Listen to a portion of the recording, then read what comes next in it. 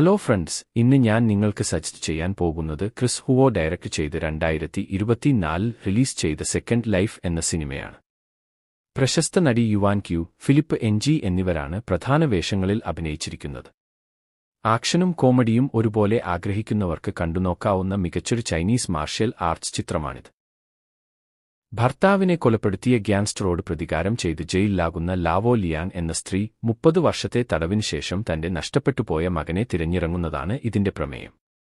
ഇതേസമയം ലിയാങ്ങിനോട് പ്രതികാരം വീട്ടാൻ ശത്രുവിന്റെ മകൻ ഒരു അന്ധനായ ഫൈറ്ററെ വ്യാജമകനായി ലിയാങ്ങിന്റെ അടുത്തേക്ക് അയക്കുന്നു.